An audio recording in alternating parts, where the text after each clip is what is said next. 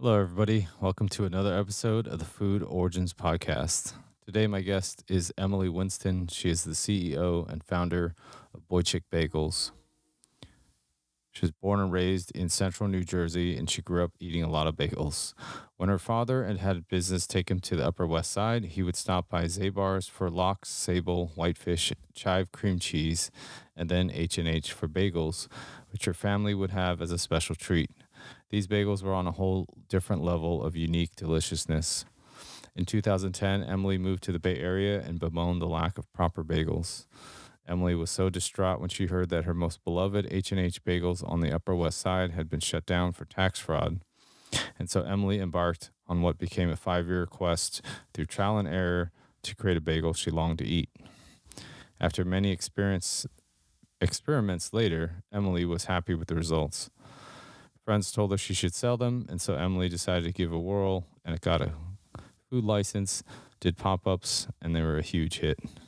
She took the plunge to open a brick and mortar and opened her first store on College Avenue in Berkeley, in California, in November 2019. Now with locations in Palo Alto, Berkeley, and more in the works, Emily has started to create the bagel empire of her dreams. Appreciate her time and support, being a guest on the podcast. Really fun conversation, sharing her story and how she got to where she's at. We recorded the podcast on location in her Berkeley factory, creating thousands and thousands of bagels. Enjoy the episode. Thanks for listening.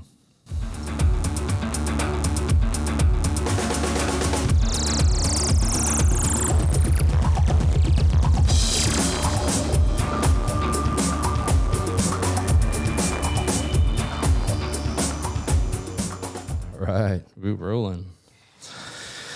I am here on location in Berkeley, California with Emily Winston, and she is the CEO and founder of Boichik Bagels.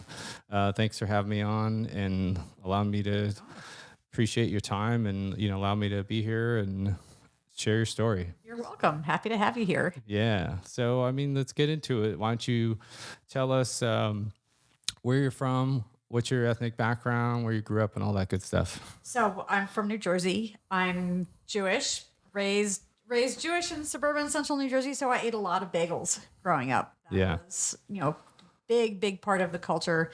The default every Sunday morning was my dad would go out and buy a big bag of bagels and bring them home. And everyone would help themselves to cream cheese and lox or whatever they wanted to do with their bagels. And the New York Times was spread out all over the table. And that was just our default Sunday morning. Fast forward many years, I moved to California and I'm like, oh my God, these bagels are terrible. They don't have any good bagels here. Joined the chorus of ex-New Yorkers who are, bemoaning the state of bagels and pizza. And then in 2011, there was kind of like one of the early waves of bagel making. And there was this outfit called Schmendrick's in San Francisco.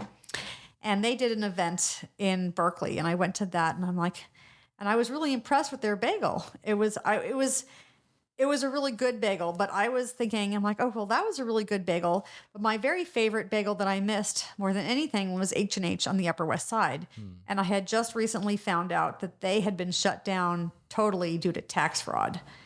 And I was so sad that I was never going to have this bagel. I was like, I wonder if I could do it. And then going to this event, I had their bagel and I'm like, well, this is a solid bagel. This is a really solid New York bagel.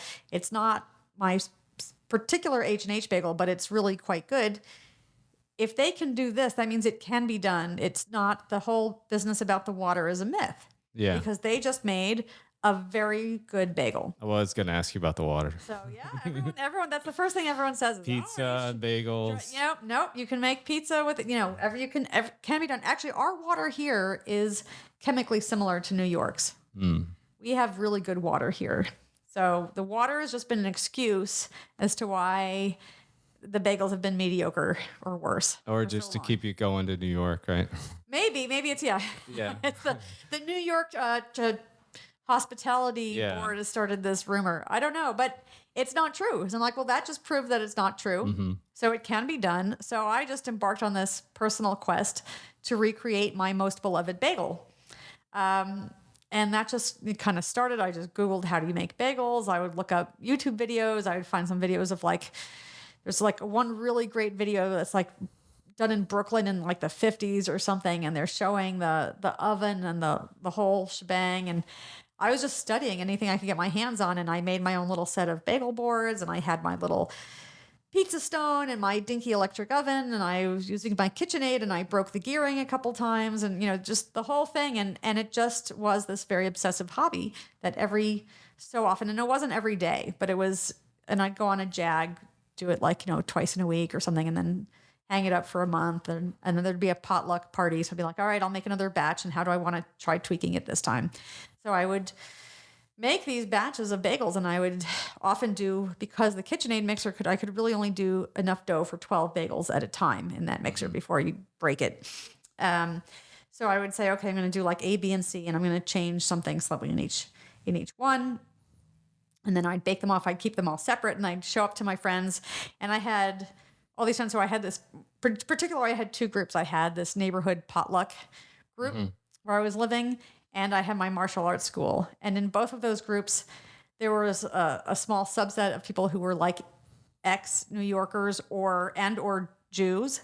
So those were my like the really core Focus groups. So everyone was tasting the bagels, but I'm like, their opinions really counted. I'm like, okay, now we're gonna really parse the difference between A, B, and C, and we're gonna lick the bagel, and we're gonna sniff the bagel, and we're gonna do all these things. And how do we compare? How do we think, between these, and how do you think these compare to last week's bagels? And on it went, just for literally for years. And 5 years later, I had an awesome bagel. Yeah. And one of my friends was like, you should be selling these. They're so great, blah, blah, blah. And I was like, oh, that's so trite. You just hear those stories, and that's not me.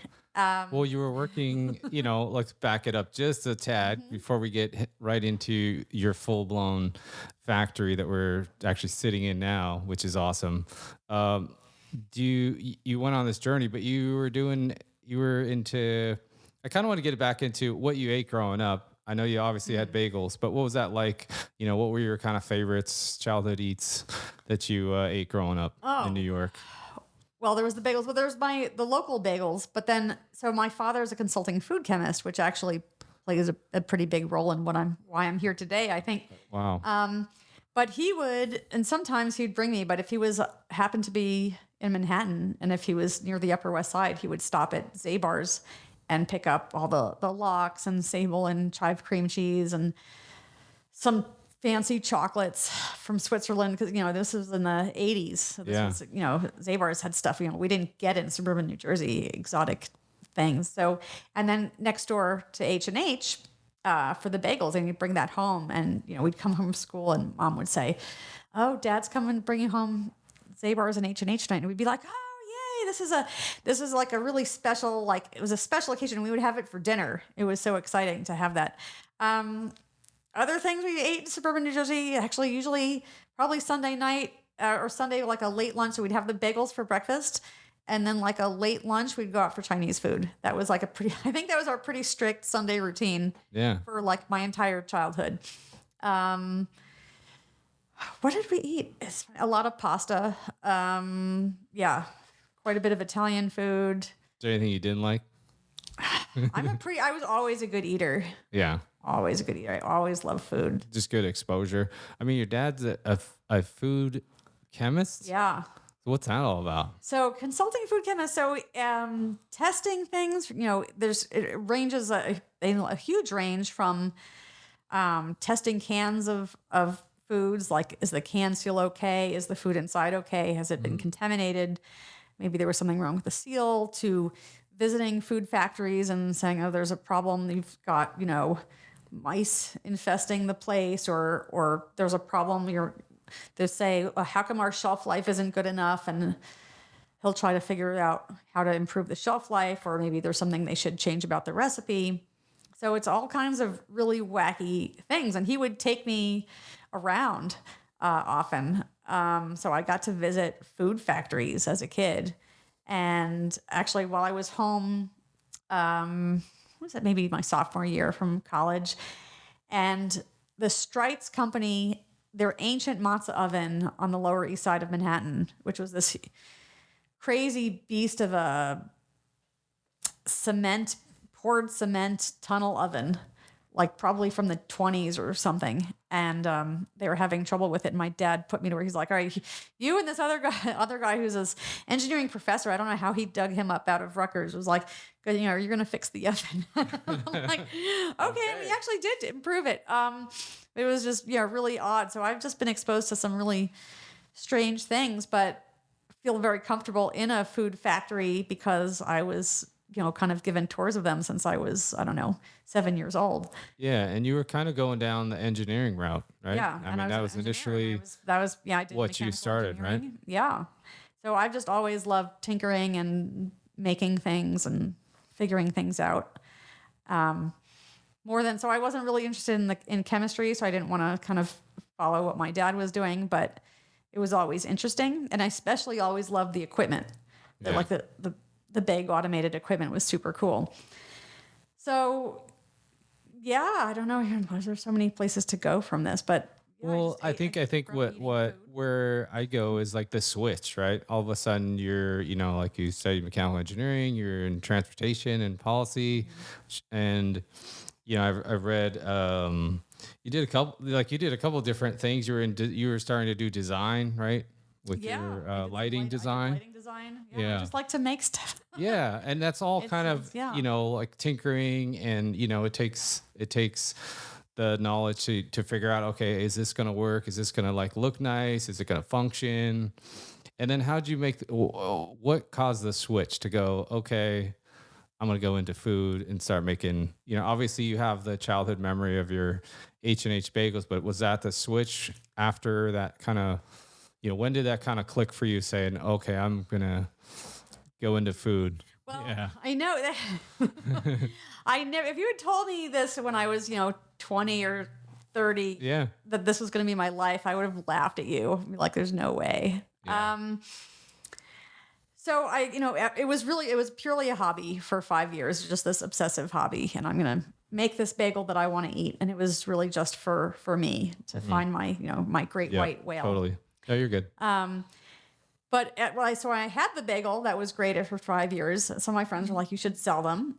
And conveniently, happened to be getting frustrated with the work I was doing. And I'm like, I'll go look into this. This will be fun because here in the Bay Area, we have this awesome food entrepreneurship culture. Yeah. And especially at the time, I was really fortunate. So this was about 2016-ish. And there were like a number of organizations that I came across.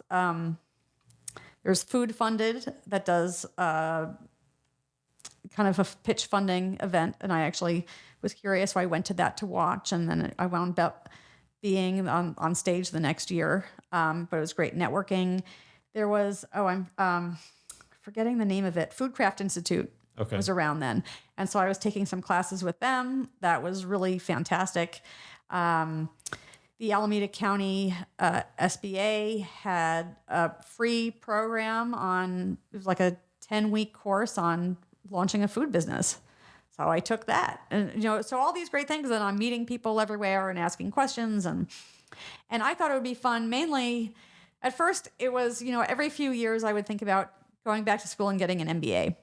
And then I'd be like, oh, like, that would be fun. But then I'd look and see what the tuition was. I'm like, yeah, I don't really want to pay that much. Yeah. And then be in debt. And then Go back in debt. And then I'm like, I don't know. And then the MBA jobs, I'm like, I don't know if I really want that job. I just think it would be fun to be in school some more because I'm a big nerd. I'd taken a couple MBA classes randomly, like actually a couple while I was in grad school at Davis. But so I would keep like flaking on the idea. And I'm like, this will be my own like personal MBA type thing. I'll just explore what would it mean to build this as a business. So that was really fun for me, and that went really well. And then with Food Craft Institute, they were running the Eat Real Festival. So through those classes, they said, "Well, would you like to be, in a booth in the festival that's coming up?" And I said, "Okay, that sounds good." And they said, "Okay, well, you have to be licensed properly." So I went and got the cottage food license. And part of it was one of the instructors I had said, "It's nice that your friends tell you how awesome your bagels are when they're A, your friends, and they're eating them for free. Yeah. So how about strangers paying you money? And I said, that's a great point. We should find that out. So I said, okay, let me get the cottage food license and then we can try to answer that question. So I went into that thinking this will be cool to do a launch and I can, just test that. Not that I was going to make that cottage food business be a real business. It was just a total proof of concept because I was making, it took me 7 hours of work to make 9 dozen bagels in my house. And that doesn't include the cleanup afterwards. Wow. It was just this terribly inefficient process of making all these tiny batches of dough and rolling them out and putting them in the fridge and then baking them off 12 and later 18 at a time. When I got a bigger baking stone, I got a custom baking stone that fit exactly my oven. I could fit 18. I had 50% greater throughput. It was a big deal. It was like, this is terrible. This is not a business that I want to do, but this could be just a proof of concept. So I got the cottage food license, jumped through those hoops, launched at the Eat Real Festival. Janelle Baker got wind of a new bagel on the scene. She was at East Bay Express at the time, came and interviewed me.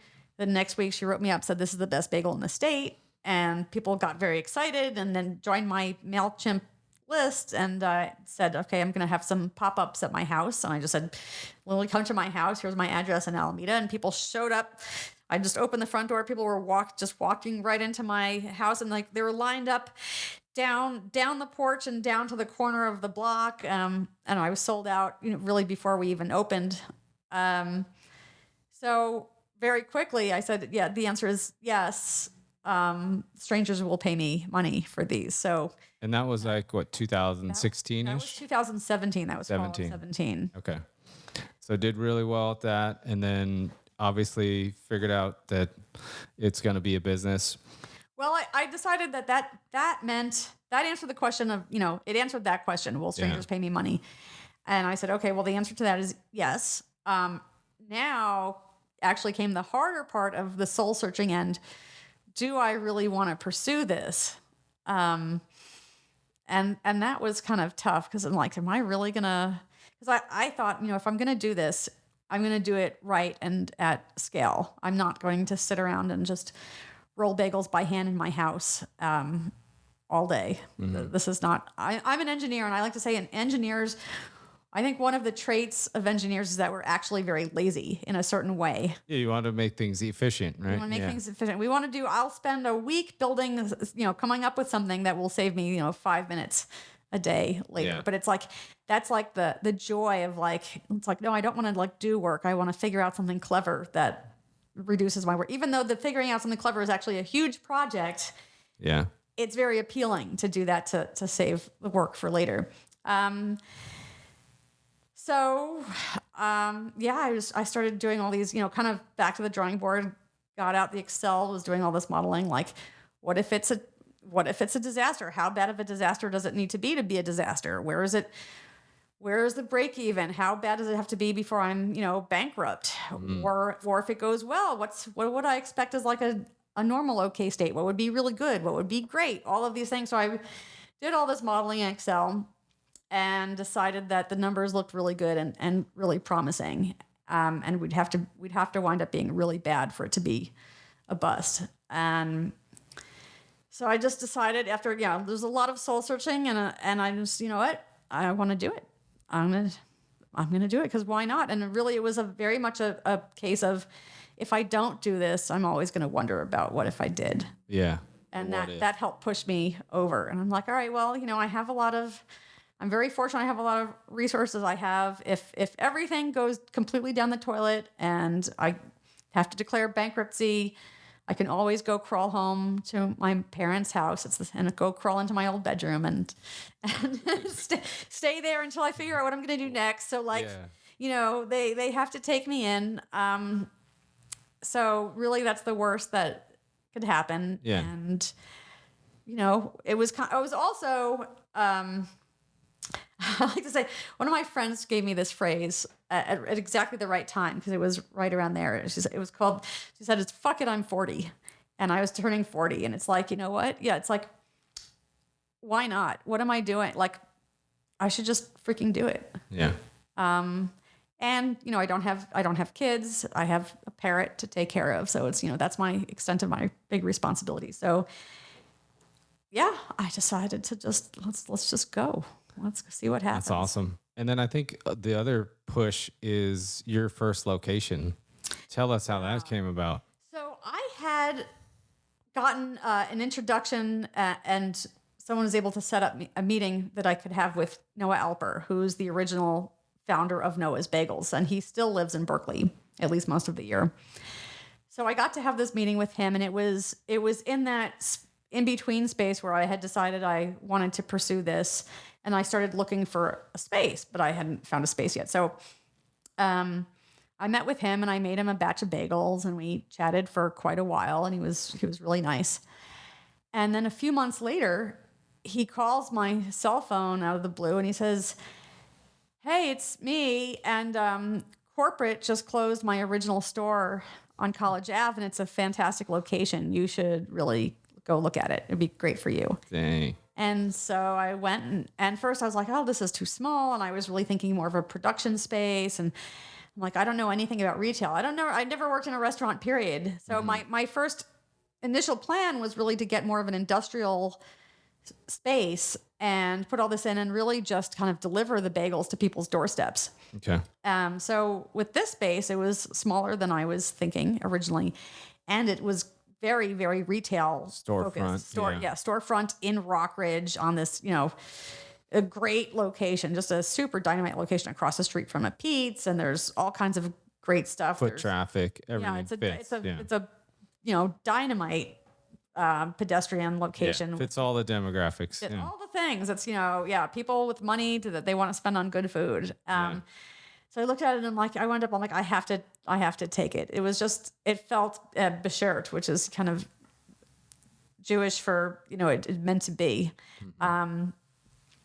So I took it and I'm like, okay, well now I'm gonna have to change the business plan to be more of this retail store. So I did. And I'm like, well, it still looks good. Still looks like it should work. And I, in one of the classes I was taking at the time, one of the instructors, because I was really on the fence, I'm like, it's good, but it's not all the things I want, and it doesn't have like a roll up door, and it's it's small and blah blah blah. And the instructor was like, listen, she's like, just take the space. You can always expand later if and when it does well. I'm like, yeah, you have a point there, and it is a great location. So yeah, took that, and it took a year and a half to build a darn thing. And I was totally the laughing stock of the whole neighborhood, because everyone was like, how long does it take to turn a bagel shop into a bagel shop? Yeah. And it was very embarrassing, and it was kind of a mess. But the thing is, Noah's are a steam bagel. They're not a proper water bagel. So Noah's was one of the first, actually, I think just about the first or company, certainly a chain, that did the steam method, where you take your bagel dough and you just lay it on sheet pans and you put them in a rack oven and you just blow it with steam, a lot of steam, and then just bake them off. So you're just rolling the rack into the oven, closing the door, old steamer, right? Yeah, pushing the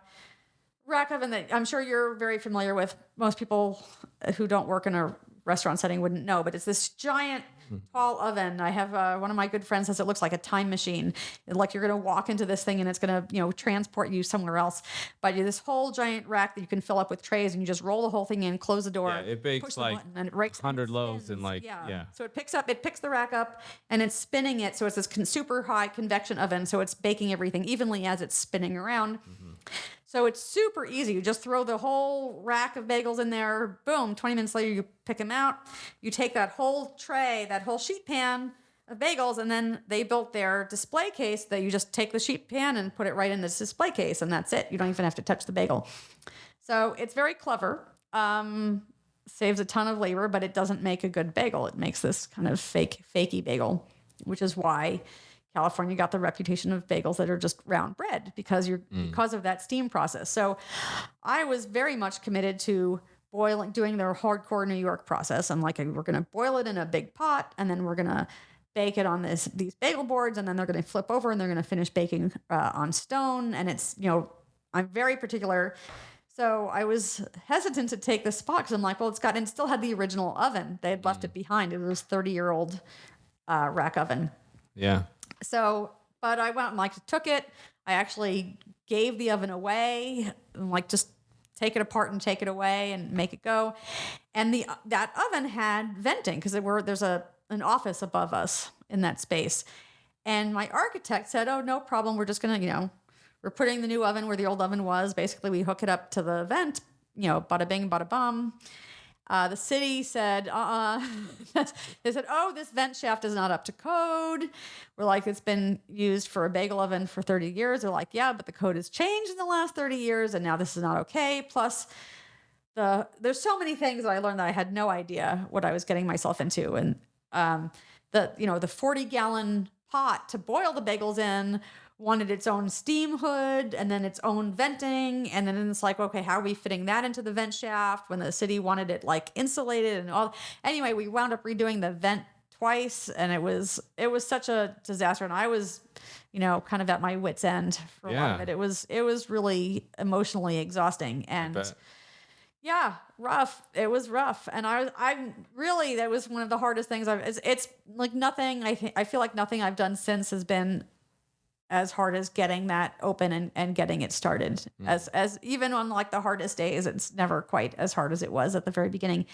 And I have so much respect for everyone who starts small businesses, especially restaurants, with all these codes. The codes are infuriating and illogical in a lot of ways, and just navigating through the city politics and the building permits and all sorts of things is just nuts. It really is so hard and so frustrating. And, really so much respect to everyone who's gone through this process and managed to come out the other side. 100%.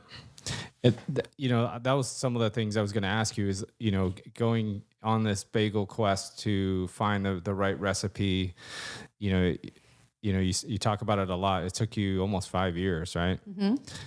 How many iterations of recipes do you think you went through to get to that right one? I had like made this Word file where I was putting notes for a while, but I didn't use it religiously, and I never went and counted up how many entries I put in there. But I don't know. I wound up using, I think maybe I went through like 3 or 4 50-pound sacks of flour through. It was just, it was slow because I was using just, Sure. You're really making a dozen at a time. Yeah. So yeah, if I said that 20 and 20, I don't know, maybe on the order of 100, somewhere around there. Mm-hmm. By the time you got to 5 years, does that make sense? If it was 20, yeah, it might be around. Might be more, but it might be more. But I'd say around, not 1,000, somewhere on the order of 100 tries. Yeah, I think that's still awesome. And I was gonna ask you, did you do like any quests of bagels? Did you go around tasting a bunch of different bagels too? Yeah, I did. Because I was gonna say, like, to compare and contrast all the different stuff that's out there already. Oh, absolutely. So when I would go home to visit, I'd be like, all right, I'm going to go taste some more bagels. And I would go into New York and go taste some more bagels. And at Essa Bagels, there's like this big window where you can peep through and watch them work the oven. So I was standing there and like taking notes and like photo and video, like this total wackadoo. And I asked them, like, I said, could anyone speak to me? Because I'm just interested in making bagels. They're like, no. And then half an hour later, because I'm standing there still being like this creepy stalker. And then someone's like, okay, the boss will speak to you now. So we have this whole chat. And he was super lovely. And he's like, here, come with me. I'm going to give you the $1 million tour. And he takes me in the back and he's like, here's this mixer. He's like, call this woman at this company, buy this mixer. This is what this is the best mixer. That's cool. Here's some things. Like answered a ton of questions. He was super great. Yeah, really wonderful. But yeah, I was just kind of would cruise around. I went to Absolute. I'm like looking like, what are they doing? How is it different? I'm like parsing, I'd get a plain bagel everywhere I went and I'm like doing this whole same thing. I'm like, how is this? And then of course the thing that was the most frustrating was I couldn't get in a time machine and go back and try my old H&H. So as the time is going forward, I'm like, and I've been making all these other bagels and eating bagels. I'm like, what's happening to my memories?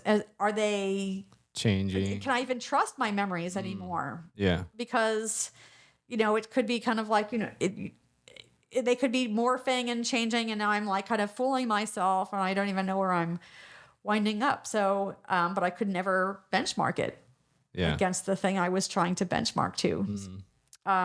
And no other bagel in New York was quite like theirs. So yeah, it was fun. It was a fun thing to be obsessive about.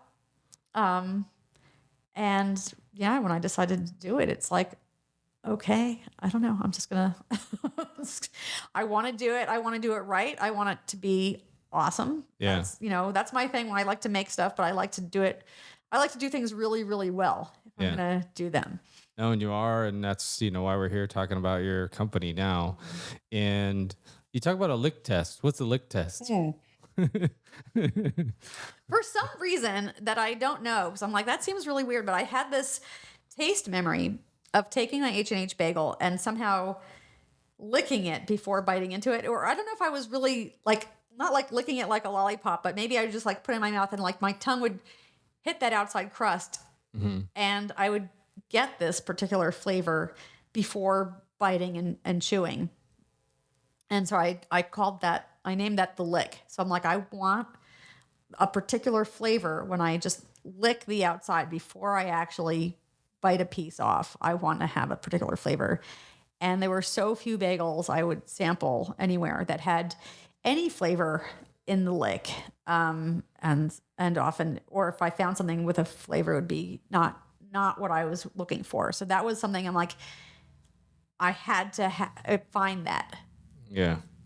And when I found it, I was like, aha. I feel like with a lot of like these nostalgic taste memories, there's this bullseye, and there's a little bit more than the bullseye in the center. You have to hit it in order to have that Proustian Madeleine or ratatouille effect. Yeah. That moment where it's like, so you have to hit that bullseye to hit that button. It gives you it gives you little goosebumps. Yeah. But so you have to hit it now. But I think that it's bigger than just a tiny point. There's like some room for a little bit of wiggle room. Little variation. But if you fall outside of that, even just outside, you're like, it's not it. It's not, this is not what I want. Yeah. Because you're not judging something. If it's nostalgic, you're not judging it based on like, it's like objective food qualities so much as it matching your memories. Yeah, like there's this bakery in San Jose called Clover Bakery. It's a small Japanese bakery. My mom's not with us anymore, and she used to make these pierogies at home. She'd take simple dough, Pillsbury dough, fill it with our own filling. So it's like ground beef, soy sauce, onions. She even used like clear cellophane noodles, and then her own style of seasoning. And then wrap that up, fry them, and then there's your little pierogi. That sounds. And so awesome. I have that, and they were great, and we tear them up when we were kids. Clover makes a very similar one. I wouldn't say exactly, but that gave me that same kind of feeling. I was like, oh, these are, it's kind of scary. Like, oh, these are almost like Mom used to make, just a little different. Meat's a little sweeter. I like meat to be a little more on the savory side, but that gave me that kind of, it's in there. They got it. I just like, I'll come back for these to get that kind of nostalgia, So that's cool that you figured out like that was your margin.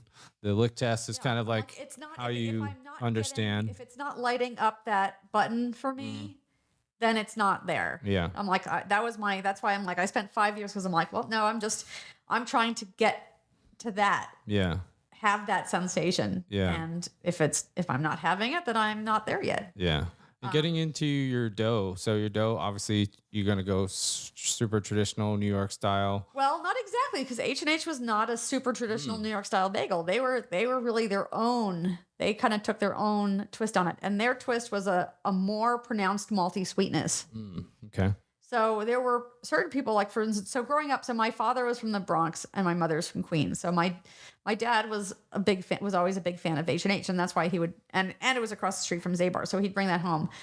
And my mother, when we were young, was always like, these bagels are too sweet. They're not like the ones I would eat in Queens, blah, blah, blah. But she'd eat them also, but she was kind of a little bit complaining. But like, so they were not every New Yorker's top choice. Okay. But it was one of the crown jewels of New York bageldom. But not, it was not the textbook New York bagel. It was really its own slight variant. Okay. So I wanted that. So our dough is particularly malty sweet. So regularly get ex-New Yorkers who say, this is not a New York bagel. I'm like, well, it's the H&H bagel. They're like, oh, well, I want a Brooklyn bagel. I'm like, well, go make your own bagel. I wanted the H&H bagel. And so that's what I made. Yes, I'm not making the bagel of your childhood. I'm making the bagel of mine. Yeah. So perfect. there is that. There is. And, getting into, obviously we talked about taking over that location. How did it feel to take over that first Noah's location, knowing that here's this big kind of brand already, and then here you are, cutting your teeth, figured everything out. You're like, okay, I'm, and kind of almost like getting the torch passed to you a little bit, right? From Noah himself, which is awesome. Oh yeah. So it was cool. It was really cool. Actually, it felt just really good. And it was, I'm like, well, one bagel empire grew out of this ground, and maybe this will be a second empire to grow out of the same spot. Yeah. And it was really like he passed the torch. He actually came to visit shortly after we opened, and actually there's a picture of us like right over there. It was really cute, and he came and bought bagels, and it was very much like this passing the torch kind of moment. Yeah, it was. People loved it because there were like a lot of people who live in that area who've been there forever. Also, were like, I was here, opening day in 1989, or I've been here, or like I used to work here as a teenager, and now I'm 50 or whatever it is. So it's been really neat. And then some people like, 'cause I put in this black and white hex tile floor, and some people are like, oh, this is the original floor. I'm like, no, it's not the original floor, but I wanted it to look kind of like old in New York, and kind of in that same kind of genre of creating this very New York feeling space. And, it has that kind of, like, I know I did it right because people are like, oh, it feels like it's been here forever. Like right away, It was like this. It feels comfortable. Neighborhood institution. Right away. And then your design, the blue and white, is that your kind of design for it? Yep. Yeah. I like it. Thanks. Yeah. I wanted it to just be, and like, I want it to, it's about the bagel, and it's like, okay, this can be, a little bit fun and lighthearted because it's bagels. This is not, serious business. It's bagels, and it can be kind of youthful and a little bit cutesy, but not too cutesy. And I really wanted the space to be kind of like you're taking this mini trip to New York, as if we were having a New York pavilion installed at an Epcot Center, and you're taking this trip and you're walking in, and can I make it feel a little bit like, the Lower East Side in some sense? So it's like, here's the hex tiles. Actually, I was shopping for tile, and I was getting frustrated. And then online, I came across this one that was called Gotham Hex. And I'm like, and it was like, oh, this is meant to look like a little bit aged. It was like slightly off white and slightly off black. So it was like an aged with the rosettes.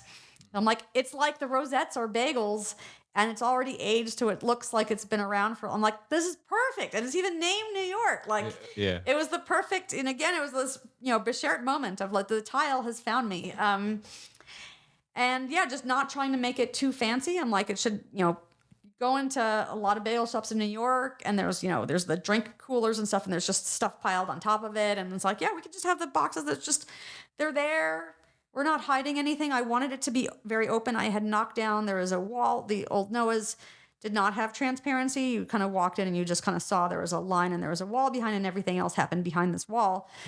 But I very much wanted you to come in. Part of, again, my experience going to food factories and loving to watch things happen. I'm like, I want to knock down. I don't want any walls.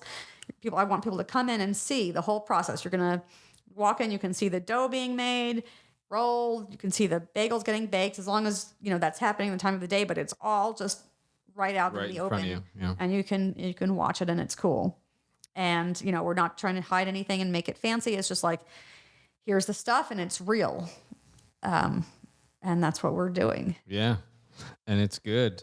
And we can get into, your whole menu. I went and written down every bagel you got, which is awesome. And you also have is it pronounced Bialy? Bialy, yeah. Yeah. Tell us a little bit about those. So the Bialy is the much before we get into others, cousin to the bagel. Yeah. So that's also, it's Polish.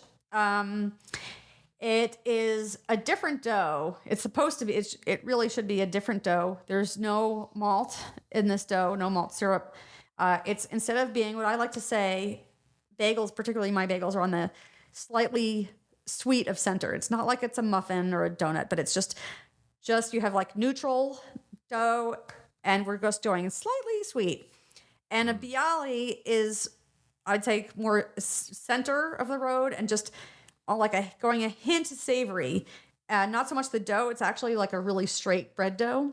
But then you're putting this kind of caramelized onion and poppy seed mixture in it, so we're taking it savory. So it makes it like this. It's a bit like a Jewish focaccia in a way, or almost like a ciabatta. Yeah, it's really like like an onion focaccia.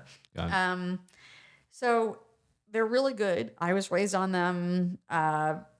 My dad would often, if he was on the Lower East Side instead of the Upper West Side, he would stop at Kosar's and Russ and Daughters and buy all of that. So Kosar's was like the super famous bialy baker of many, many years. Unfortunately, they've changed hands in recent times, and the bialys don't taste the same as they used to taste. And I don't understand why people would do something like that. But I love those bialys, and I'm like, if I'm going to do this, I want all the things. I'm like, I want to recreate all my nostalgic things that tie into my memories of having bagels with my family. Yeah. And that was one of the things. It's like, okay, and sometimes we have a bialy instead. Yeah. And you toast it and put cream cheese on it. And it's great. And bagels, we have quite the list. So we have cinnamon raisin, we have egg, we have eggy thing. Is that egg with everything? Egg with everything, yes. Everything bagel, of course. Garlic, onion, plain, poppy seed, pumpernickel with raisin, pumpernickel and caraway, with salt on top as well. And then you have pumper thing.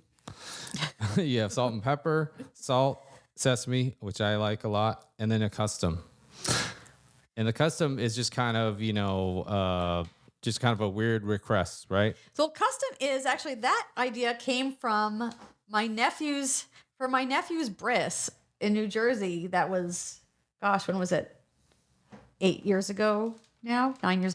My mom had ordered from this local bagel shop. They had ordered the whole catering spread of bagels, and they put in, they spelled his name out in bagel dough. So it was Jake in big letters, like 10-inch high letters as bagel. And it would have been so cute. And I thought it was neat. So when I started doing this, I'm like, that was really cool. Like, we should do that. And then someone came along and asked me for it. And I'm like, yeah, I think I can do that. So I just started figuring out how to make, how to do that. And I'm like, let's make this a thing. Yeah, kind of birthday bagels. Yeah, birthday. We get a ton of, I want a number 3, an 88. We get people of all ages wanting numbers for birthday parties. People want letters. We've had some really out there requests. I was gonna ask, what's some crazy requests?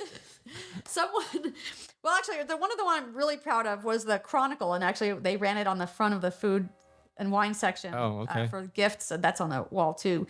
But they wanted, so I did a custom Chronicle logo. That was, anyway, it was really elaborate. So I was very proud of how that turned out. Nice. And a Giants logo also, but the Chronicle one turned out really nice. I did this really thin little stringer for made the font turn out pretty well. But the weirdest request was someone asked for a dick as a bagel, and we were just like, I thought that was coming. Yeah, and I'm like, it was only happened one time, and I was like, oh, this must be like a bachelorette party or something, and that'd be funny.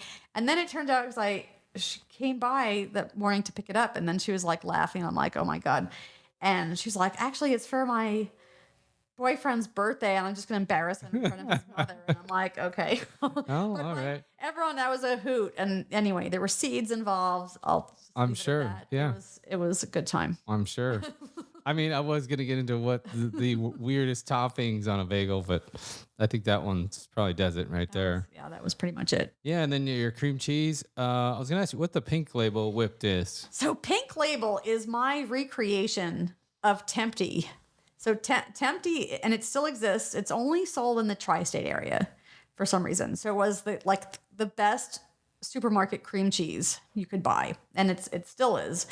And it was owned by this company called Breakstones. Now, at some point sometime in the last few decades, Kraft bought it, and they still make it, and it still tastes great. But they decided they never like scaled it up and started moving it to the rest of the country. So you can only get it in the New York area. And when I was going to start this, I'm like, well, I really want to sell that. That would be awesome because that's my favorite cream cheese. And, contacted Kraft and said, how do I get this? And they said, no, you can't. You can't get it. We don't sell it outside of the New York area. So I was like, oh, fine. So, we went around and we just do what every bagel shop in the history of bagel shops minus one, which is Daily Driver in San Francisco, actually makes their cream cheese from scratch, which is really cool. But they have, cows in Marin, and then they do their own butter and stuff they're doing too. all this stuff, but they're making their own cream cheese in house, like from scratch, from the milked cow. Like they are making their cream cheese. Every other bagel shop that makes cream cheese, and I put in quotes, is you're buying these blocks, 30 or 50 pound blocks of basically plain Philly, and throwing it in your Hobart and whipping it up, and then adding whatever you want to add into it, and then whipping it some more, and then packing it into 6 pans or tubs. Yeah. So that's making your own cream cheese. So we were, making our own cream cheese and made a bunch of flavors. And I think initially I was like, well, maybe I could figure out how to make Tempty. And then I tried some things and we got nowhere. I'm like, all right, well, that's just a pipe dream and I'll just let it go. And then sometime later, one of my customers came up to me and said, hey, would you like some Tempty? I have this tradition with my brother who's still in New York that every year for my birthday, he has to send me bagels and cream cheese. But I told him this year that I don't need him to mail me bagels because I have Boichik, but he should just mail me the cream cheese instead. So he mailed her a whole cake, like a giant box full of lots of Tempty. So he's like, I have all this Tempty now and I can't eat it. So you're like, there you go. Here, have some. And I was like, okay. And I'm thinking about, I'm like, I'm just having some more ideas. And I went and did some things and was like, you know what? I think I've figured out how to recreate it. Yeah. This is not how they're making it, but I'm like, this'll do. So that became the pink label. So because the Tempty was sold, it was always in the plastic containers and was always this super obnoxious hot pink color. That was its thing. So that's why that sticker, it has its own special sticker that is of obnoxious hot pink. And so that's my homage to Tempty. So which I considered also, one of my great accomplishments was actually figuring this out and creating that because it's so good. That's cool. I'll have to check that out for sure. Yeah. Everybody else too.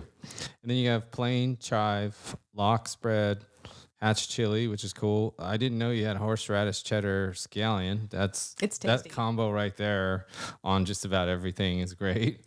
Then you have Kite Hill for vegans, and then you have a Calabrian chili, olive, and thyme. Yeah, that's our current seasonal special one. That's awesome. And then I'll get into the fish you've got on available as well. So Nova lox, of course, sable, whitefish. I've had the whitefish salad, pastrami lox, tuna, egg salad, lox spread, and then you have big platters too available as well. And then you do some other stuff as well, some bagel chips and mother tongue coffee.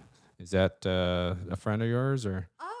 We're not a personal friend, but I met her. She's a local female Latina roaster. She does awesome coffee. She's won awards. She's been a coffee professional for a long time, had been part of Blue Bottle and, very experienced. So I'm happy to support her business. Awesome.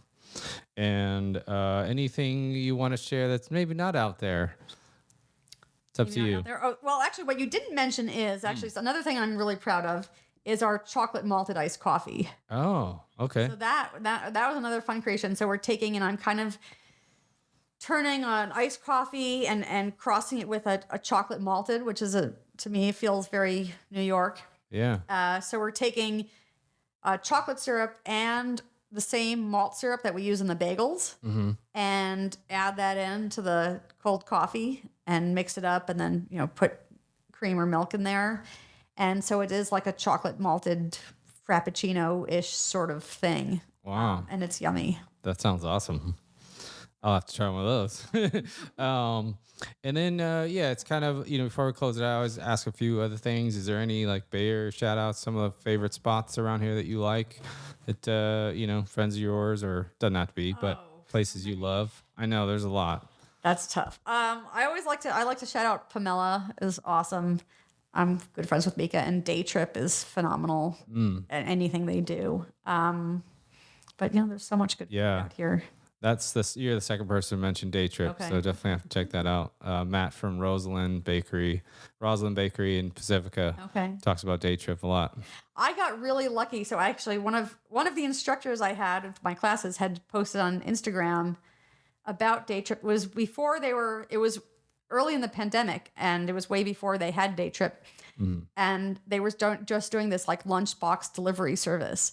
And she was like, "Oh my God, this food is so great." And I was like, "Oh, what's this?" And I think I just opened, or had recently opened, and I was just, not cooking for myself whatsoever. I was really just eating an all bagel diet, or like sometimes takeout or something. And I was like kind of really wishing I had some other source of food, that would just magically show up in front of me.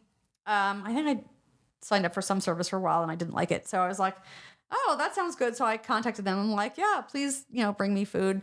And it was so good. I'm like, here, take my credit card. Just because it was like email every week and I'm like, just bill me and bring me food. Yeah. At any time you're whatever, and it was the best. It was so, so good. And I feel very fortunate to have been on their lunch program for a while. It was like the best. That's awesome. Thing ever. Awesome. And then I always ask everyone gear, tool wise and stuff. I love gear and good stuff that works. What is your favorite piece of gear or tool? I know you have a machine back there as well, but what is that? What is your favorite tool or gear in life or in the kitchen that makes your day? Well, is this supposed to be something that's accessible to everyone? It can be both. It can be both, because I know you have that big. My favorite thing is my robot arm. That's like, it's so cool. There's so many things. I'm an engineer, so I like tools and I like my toys. I just recently bought myself a laser cutter, actually to do these mugs. Okay. So that's a lot of fun, and those have come down in price. I don't know. I like playing with and then stuff. So talk about the robot then. Let's talk about that. And we didn't even get into, you have 2 more locations since the first one. Yeah. Palo Alto is how I found you. Somebody was talking about it. They're like, hey, you got to have their bagels at Town and Country. So that's where I went. I went in there, and you were actually, I think, fixing. I saw you. I didn't bug you, but I think you were fixing the slicing machine. Yeah, that sounds about right. Yeah. So I was like, I'm gonna leave her alone. She was a little stressed out. I want to say hi. I was like, hey, I have this podcast. You probably don't want to talk to me right now, but the bagels were great. So like, that's how we found you. And then here we are. We talked about doing this a while back, and you're like, hey, I got this factory I'm building. So tell us about it. Tell us all about the factory. Well, so we were a success at the gate. But then the following March, the New York Times drops this bombshell of, sorry, New York, the best bagels are in California, and we were the lead. So that just really blew the roof off of the whole thing. And when it, settled down to a new higher plateau, but like the complete insanity had ebbed, I was able to say, okay, well, clearly this has legs. What do I want to do? Again, with a very big soul searching piece, just as I did with, do I want to really do this? It was, okay, do I want to grow this? Because, sorry about the automated lights. It does that to me all the time. I don't know why. Hello. Okay. All right. We're good. They can see us. We're here. We're not going anywhere. Do I want to grow it? And if so, how? And really gave that a lot of thought and said, okay, what I want to do is build like a larger, commissary, and we can make all the dough in one spot, because that's tricky. And I don't want to be making dough in all these other spots. We would need to quality control it. So decided I wanted to do this one larger spot. Started looking, eventually found this. This was actually twice the size. I was actually thinking like 9,000 square feet at first. And then I was looking around, and found this, which was 18,000 square feet. But then the price was really good. It was only like, very slightly more, or even on par with some of the 8,000 and 9,000 square feet spaces I was looking at. I'm like, well, that's a deal. And then I love field work, and I thought this neighborhood was really cool. So I took a year and a half to build this. It was a big project. And now it's like, okay, the plan with this is we are going to commissary. We're making all the dough. We're making all the cream cheese. We're making black and white cookies. As we bring other things, we're making all the bagel chips here, send them out to our other stores every day. So right now we're taking the racks of raw dough and sending them to college in Palo Alto every day, going into their refrigerator. And then their bakers come in at 3 a.m. and start baking that off on site. But everything is kind of coming from here, from a centralized spot. And now that we have this done, we're going to grow some more. So we've got Santa Clara is under construction right now. We hope to open that in October. Okay. I just signed another lease that I haven't announced it yet, but I may as well tell you. I can tell you. Well, Yeah, you can tell us now. Yeah, This will be out in a couple months anyway. Okay. So it's in Larkspur proper. It's a really Beautiful. cool spot. Okay. There's redwood trees right there, so you can have your bagel under a redwood tree. nice. Beautiful. We're actively looking for a spot in San Francisco. We've got big ideas. We just launched nationwide shipping. We're working with distributors now. We're working on doing our wholesale. So here we're baking. We'd started with wholesale, but couldn't grow that much because we were running our old space at 1,200 feet. We were running it almost 24/7. Now we have much more capacity. So we're growing. We want to grow everything, including the wholesale. So we're doing these frozen 6-packs that are already sliced. I call it picking up where Lender's left off. Yeah. Where the Lender's bagels were pre-sliced and frozen, and you would just take them out and toast them, and they were good, but they weren't a great bagel to start with. They Right. were like kind of a backup bagel that we had. We would have them in the house as like emergent, like, we Yeah. ran out of bagels. So every Sunday, when everyone finished eating, my mother would take all the leftover bagels, slice them, and put them in Ziploc bags and put them in the freezer. So during the week, whenever you wanted a bagel, you just pull one Yeah. out and toast it. And then there would be like a bag of Lenders as like backup to that. if we last really hit the bagel reserve. the reserve bagels were just in case we ran out of bagel shop bagels, we'd have those so we wouldn't starve to death. Yeah. So I'm like, that's how I want to wholesale. I don't want people eating a stale bagel. A bagel is not the same the next day. It really wants to be, I'm like, it should be either eaten fresh that day, or the next best thing is sliced and frozen and toast it when you want it, and then it's not stale. Yeah. It tastes really good. So building that up. So here I have took a big jump in dough production. So I got this awesome 2-lane bagel line from Bake Tech, this company in Livermore that specializes in industrial baking equipment. And so this is like their baby industrial model. And I customized it. I'm like, I want this is going to be on view. This is going to be the centerpiece of this factory. And I designed it intentionally with these giant glass windows so you can look in and you could watch what's happening, same as the original store. So we have this really cool thing in a show, and I paid extra for light sensors instead of metal covers, so you can watch the whole thing, how they drop. It's really cool. It indexes and it drops them onto the boards 24 at a time. The board comes out, and then while we were in process with all this, I did the math. I'm like, God, someone's going to be, if we run this at full speed, because this line can put out up to 12,000 bagels an hour. Yeah. Jeez. So, which is really small. The evil empire, bagel empire, right there. Oh yeah, I'm all about it. Yeah. So, I'm like, well, if every 7.5 seconds, if we actually get to the point where we're running it like full bore for hours and hours at a time, it'd be like, in every 7.5 seconds, someone's gonna have to pick this board up off the line, which is some like 15 pounds with all this dough on it. Pick it up, put it on the rack, which is not terrible doing it once or twice, but if you're going to do that like all 50 day, times an hour, yeah, that's not going to be fun. Yeah. And you can't even like think about anything else because every 7.5 seconds comes in, another one, or it'll be like Lucy in the Chocolate Factory, and you're going to get backed up and all these things. So I was looking around and I found this robot solution, and this company takes the articulated robot arm and develops end-of-use tooling and applies it to the bakery market. And I contacted them. They had never created something exactly with this application before, but they'd done similar things, moving sheet pans around. So I said, here's what I'm thinking. And they said, yeah, we can do that. And they developed a special tooling just for my wooden proof boards. And anyway, it was really cool. And then I worked on getting them to communicate. So the one dough line passes the board off to the robot, and it's cool to watch it. Like, I just love watching the whole thing work. It just makes I me saw very the happy. short video you have on your site about it. To see it just slickly pick up the board and slide it into the rack, which precision wise to do that and then to keep doing it all the way down, that's pretty neat. It's awesome. That's cool. Very happy. Yeah. Awesome.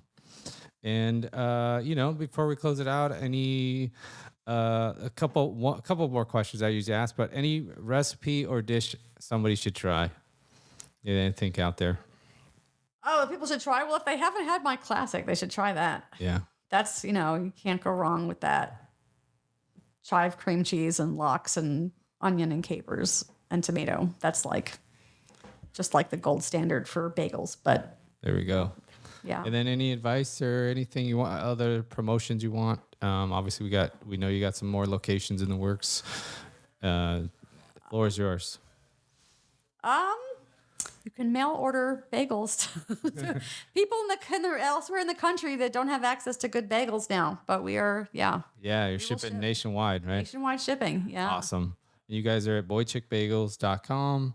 You guys are on Instagram as well. So thanks, Emily. I appreciate your time. You're welcome. Thanks for being here. Thanks for All having right. me. We're out, everybody. See ya. And as a quick reminder, the restaurants and gear talked about on each episode can be found on my website, foodoriginspodcast.com. I appreciate your support and thanks for listening.